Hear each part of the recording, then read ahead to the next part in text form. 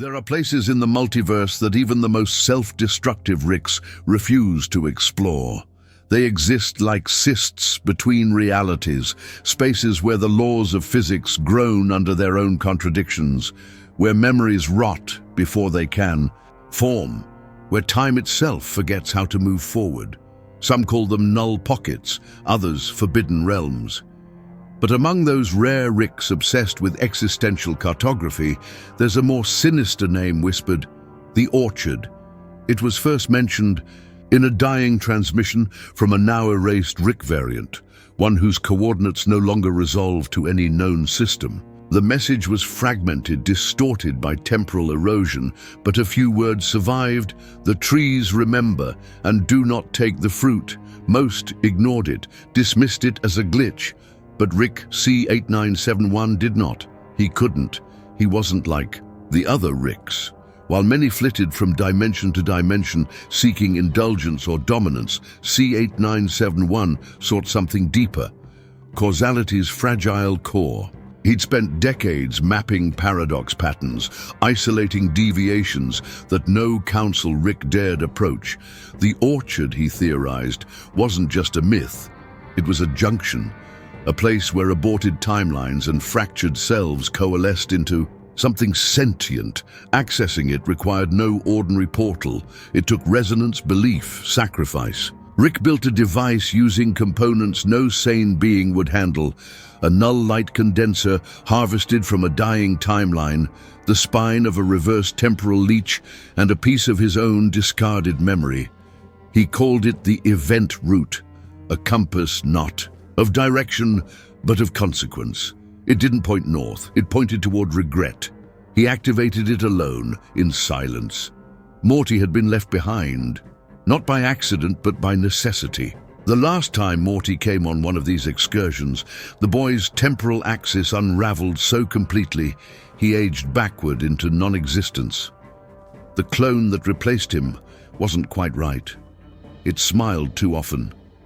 It remembered deaths that never occurred. Rick opened the portal. It didn't flash or roar. It bled into existence like ink in water, color draining from reality to make way for something older. He stepped through.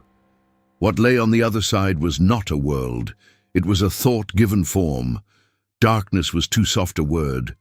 The sky was matte, an oppressive dome without stars, sun, or shape. The ground beneath his boots was soft and warm, like skin stretched over soil. The air vibrated with a low hum, felt more in the bones than the ears, and then he saw them. Rows of trees, endless, unnatural. Their trunks twisted like knotted tendons, their bark slick and porous. The branches arched downward, not toward the earth, but into it. Reversed, as if reality were trying to hide their origins. No leaves, only fruit. Each fruit was unique. Some pulsed faintly, others oozed thin trails of light. One wept constantly, clear tears that evaporated before hitting the ground. Another cracked open slowly as Rick passed, revealing a human eye that tracked him until he moved on. He didn't touch them. Not yet. He understood, intuitively, that this place was not bound by linear experience. The Orchard wasn't merely a dimension, it was an archive. These fruits, these grotesque anomalies dangling from inverted branches, were not biological. They were records, events, perhaps entire timelines, condensed into organic encapsulations. A fruit could hold a universe, or a single scream. The event. Root vibrated violently in his hand as he approached one particular tree. Its trunk was thicker than the others, almost obsidian, and the fruit it bore shimmered with unstable color.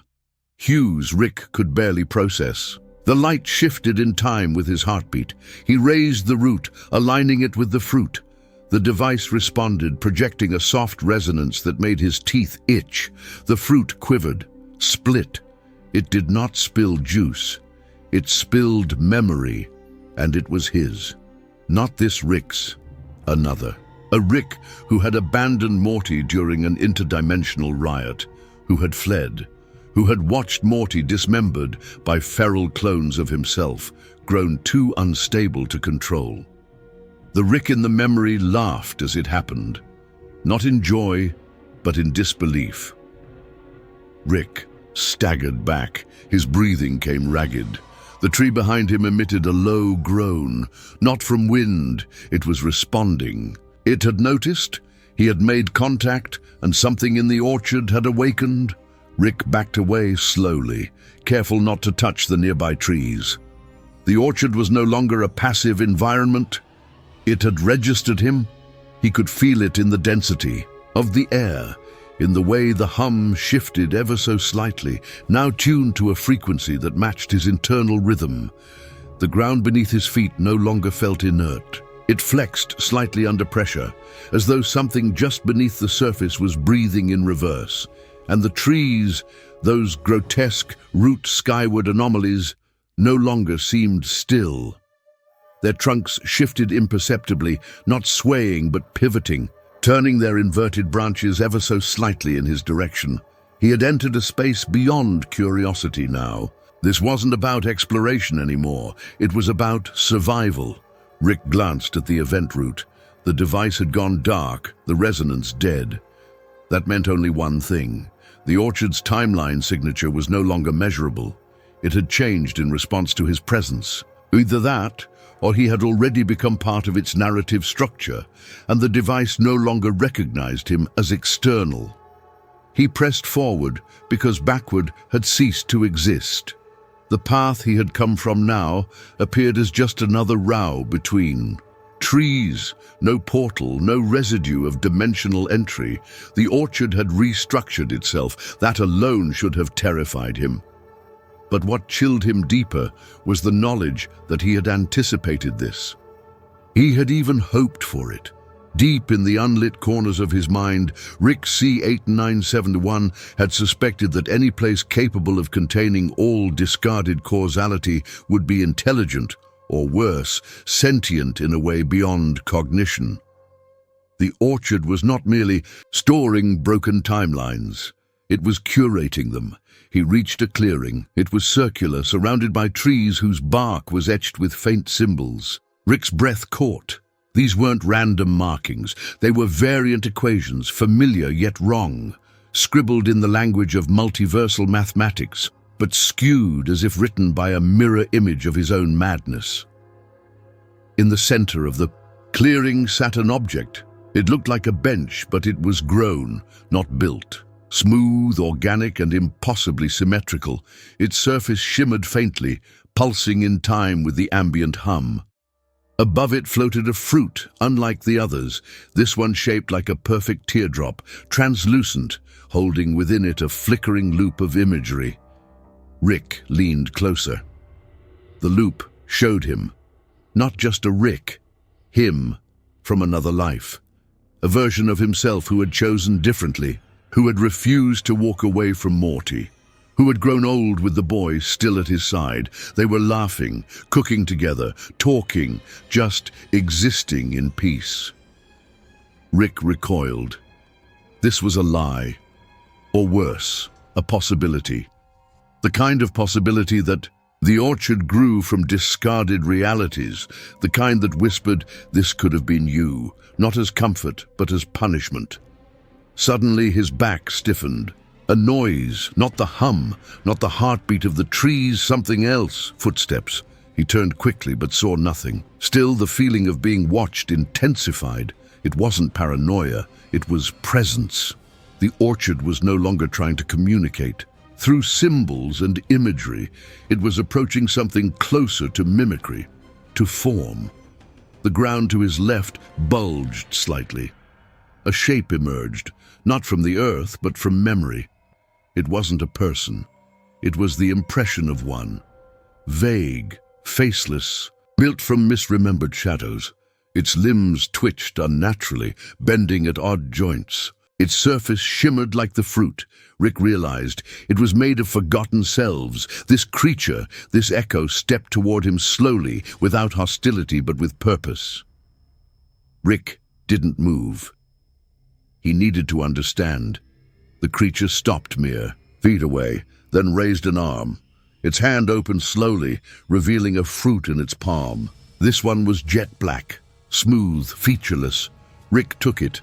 The moment he did, the creature collapsed inward, folding into a single point of negative space and vanishing with the sound of a reverse scream. The fruit in his hand pulsed once. Then, a split. This time, what spilled was language, not words, not symbols, but pure, raw understanding, beamed directly into Rick's synaptic network. A memory of an event that never happened, transmitted through emotion and chemical impulse. He saw himself imploding the Council of Ricks, not by force, but by proving mathematically that none of them had ever existed in the first place. The implications stung. He dropped the fruit. The trees responded again, this time not with hums or groans, but with something far worse. Laughter, soft at first, then louder, not cruel, but disappointed. A collective exhalation of infinite possibilities, mocking him for even trying to understand. He was not in control. He never had been. Rick didn't run. He had evolved beyond such primitive instincts. But he moved, carefully, deliberately, deeper into the orchard, as if distance might offer clarity. It didn't. The trees grew stranger with each step. Their bark was no longer wood, but calcified data etched with waveforms and thought prints. They hummed with fragments of obsolete memories, crackling like worn VHS tapes in the recesses of the mind. The laughter faded, but its echo lingered in his bones. A new trail emerged, spiraling rather than linear. The orchard was folding itself, inward, drawing him to its nucleus like blood to gravity. He no longer believed he was walking through space. He was being processed. The next clearing was larger than the first, its ground covered in a brittle crust that shattered like glass underfoot. Each step Rick took left behind a footprint of sound, not shape. Tiny auditory hallucinations formed from his own discarded memories. One step whispered his mother's voice. Another replayed the moment he first discovered interdimensional travel. Then came the worst, the moment he first realized Morty could no longer be saved. Not truly. He clenched his jaw. The orchard wasn't showing him visions anymore. It was mining him. In the center of the clearing was an obelisk. Organic, yes, but fused with circuitry from a dozen dead timelines. It pulsed with a cold, analytic rhythm. As Rick approached, it flickered and came alive with imagery. Swirling faces, dead Ricks, aborted universes, Mortys trapped in eternal loops of trauma. The obelisk was a beacon, a broadcast tower, but the signal was not leaving this realm. It was aiming inward, Rick understood. The orchard wasn't a prison, it was a brain, and this was its hippocampus. It remembered everything, especially the things that were meant to be forgotten, and now it had catalogued him. Rick placed his hand on the surface. 1,000 needles of psychic input stabbed into his mind. He didn't resist. He allowed the orchard to see everything. He showed it the first time he cloned Beth. The time he let an entire dimension die just to study the heat-death process in real time. The time he replaced Morty's original consciousness because it had grown too unpredictable, and the orchard responded. It opened, not physically but conceptually. The trees around him faded, their forms unraveling into data strands and reassembling. Into a corridor, not of wood, but of potential. This wasn't a place anymore. It was a decision. The corridor led to a platform, suspended in nothing. On that platform stood another Rick. He was older, taller, eyes sunken with the weight of millennia. His coat shimmered with dark energy, stitched from the skins of realities that never fully existed. Rick stared. The figure did not speak because it didn't need to. This was not another Rick from the multiverse. This was what Rick could become, what any Rick would become if they stayed too long in the orchard. A conduit, a librarian of timelines too broken to fit anywhere else. The figure raised a hand, a choice. Stay and become this entity. immortal, omniscient, an archivist of dead causality, or leave and return to a universe that had already begun to forget him. Rick hesitated. For the first time in what felt like forever, he hesitated. The orchard responded with one last memory. Not his. Not yet. A future. Morty, grown, alone, scared, talking to a hologram of Rick. Not the real Rick, just an echo.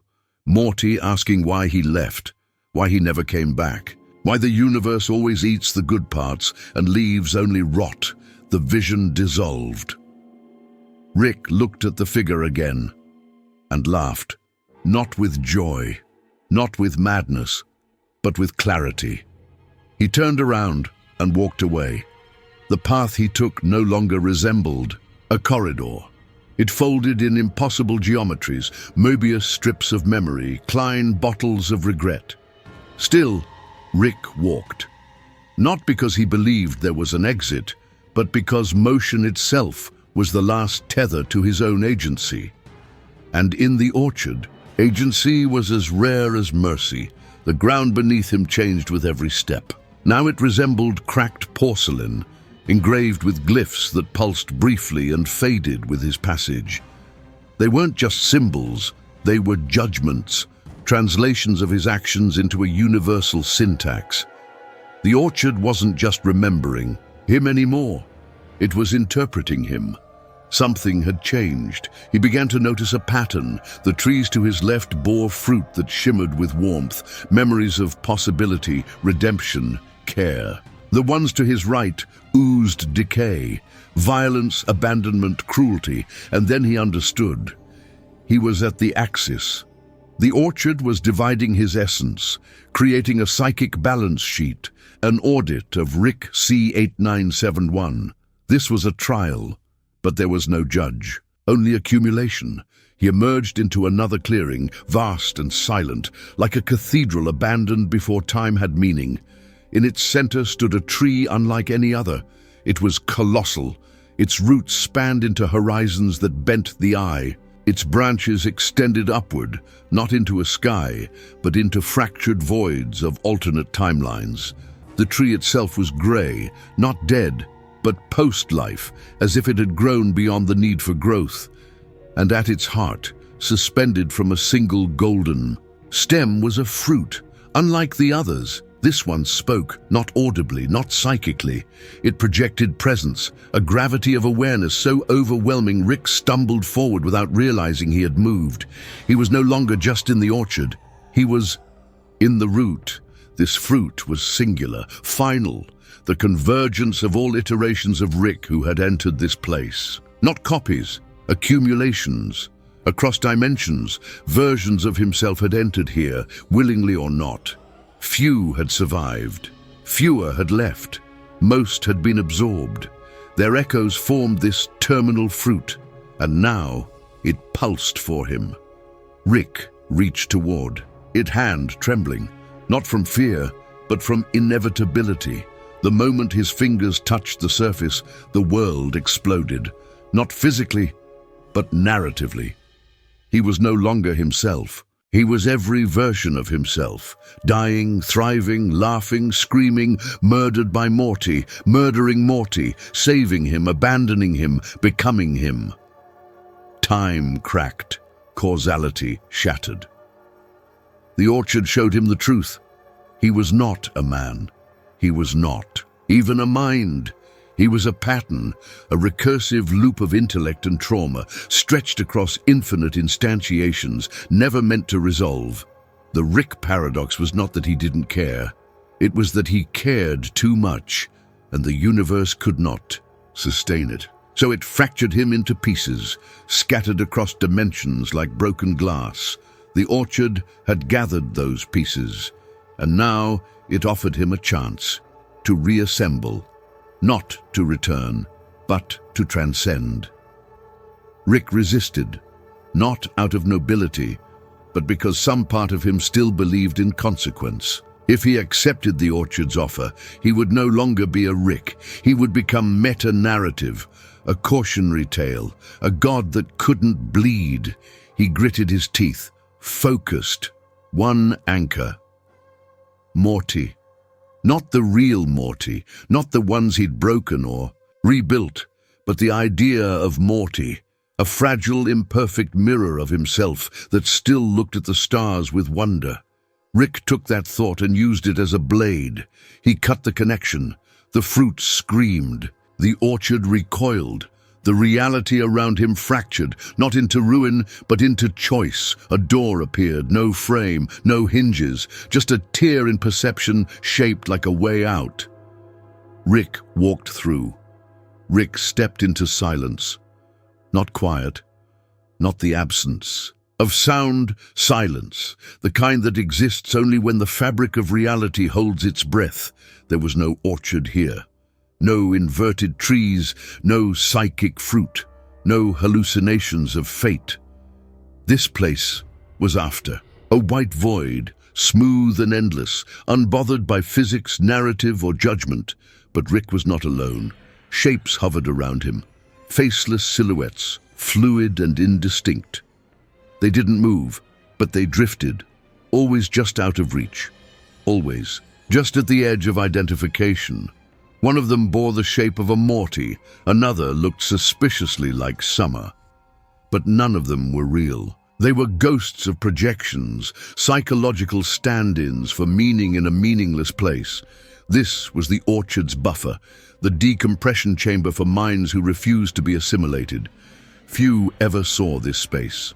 Fewer left it. Rick waited.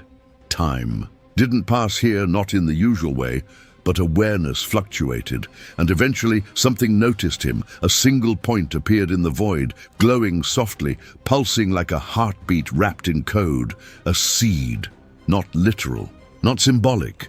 A seed in the oldest, purest sense, potential. Rick approached it and found it was alive, not biologically, but narratively. It contained a compressed reality, a backup universe, raw and writable, unshaped but perfectly balanced. In its probability matrix, it was the orchard's gift or its test. A final question: if given absolute authorship, what would you create? Rick stared at the seed for what could have been hours or epochs. He could plant it, shape a new dimension from scratch. No more suffering, no more infinite Mortys crushed beneath collapsing Ricks. No more loops, no more nihilism dressed as science. Clean slate, but he knew better. There was no such thing. Even from nothing, Rick would reintroduce flaw. Not because he wanted to, but because he was flaw. Curiosity shaped like a man, incapable of leaving questions unanswered, incapable of not pulling the thread. He clenched the seed in his palm and did something unexpected. He spoke to it, not aloud, not psychically, but narratively. He told it a story of a Rick who learned nothing and a Morty who kept forgiving, of an infinite cosmos that punished the curious, and an orchard that was just tired of remembering. And when the story ended, Rick let go. The seed floated upward, not planted, not destroyed, just released. It drifted until it blinked out of view, like a thought finally forgotten.